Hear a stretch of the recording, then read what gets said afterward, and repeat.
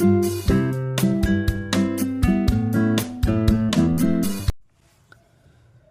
बच्चों, मेरा नाम नितिन आर्या। मैं आपका स्वागत करता हूं आपके अपने YouTube चैनल पाईटेक पर।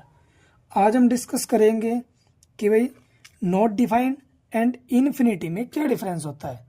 अब आपने कई बार देखा होगा कि जब हम ट्रिग्नोमेट्री करते हैं और उसके अंदर जो टेबल बनाते हैं, जब वहाँ पर टेंजेंट की एक वैल्यू आती है जिसमें हम नॉट डिफाइंड लिखते हैं और कई जगह पर वहाँ पर इन्फिनिटी लिखा होता है, तो कौन सा उसका आंसर बनेगा? नॉट डिफाइंड आना ठीक है या इन्फिनिटी आना ठीक है? पहले हम इन दोनों में आंसर समझते हैं, इनमें अंतर समझते हैं और देखते हैं कि वहाँ पर क्या आएगा। तो नॉट डिफाइंड हम कब कहेंगे, इसके लिए मैं एक एग्जांपल लेकर के चलते हैं। तो नॉट डिफाइंड आपका रहेगा, मान लेते हैं लेट कि जब हम 1/0 को यानी कि 1 को डिवाइड करते हैं 0 से और मान लिया कि इसको डिवाइड करने पे कोई नंबर आएगा x। अब 0 डिवीजन में है, जब 0 इधर जाएगा क्रॉस मल्टीप्लाई होके तो 1 किसके बराबर बन जाएगा? 0 मल्टीप्लाई x। अब आपके पास x की कुछ भी वैल्यू आप रख लीजिए। अब जब वो 0 से गुणा होगा तो कभी भी 1 नहीं आ सकता, क्योंकि कोई भी नंबर जब 0 से मल्टीप्लाई होगा तो हमेशा कितना आता है? 1 आता है। तो इसका मतलब here we can not find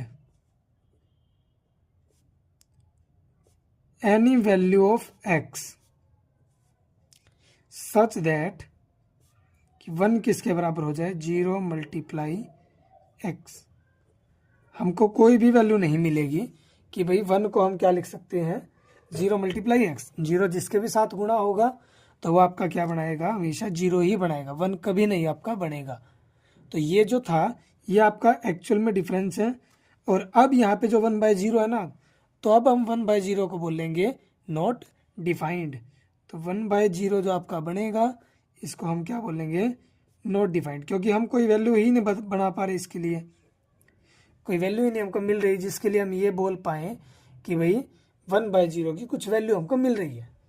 अब डिस्कस करते हैं इन्फिनिटी के ऊपर कि इन्फिनिटी कब बनेगा।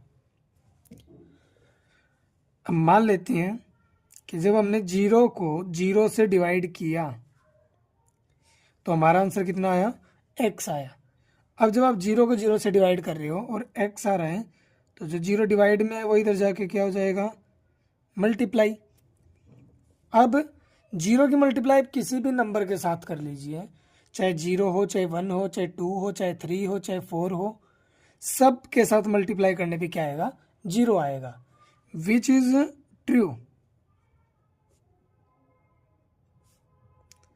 For any value of x। आप x की कोई भी वैल्यू रख दीजिए, 0 के जब उससे गुणा करोगे तो हमेशा कितना आएगा? 0 आएगा। तो इसका मतलब x की हमारे पास इनफाइनाइट मैनी वैल्यूज हैं।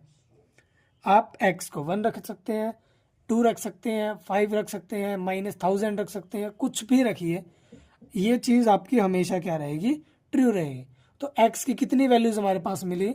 इनफाइनाइट वैल्यूज हमको मिली। यहाँ पे आपको x की वैल्यूज मिल रही है, यहाँ पे आपको x की वैल्यूज नहीं मिल रही, इसलिए ये चीज़ नॉट डिफाइंड है। और आपको वैल्यूज मिल रही है तो ये चीज़ आपकी क्या है? इन्फिनिटी आपकी रहेगी, क्योंकि इसके कितने आंसर आपको मिल रहे हैं? इनफाइनाइट मैनी आंसर आपको मिल रहे हैं। Thank you.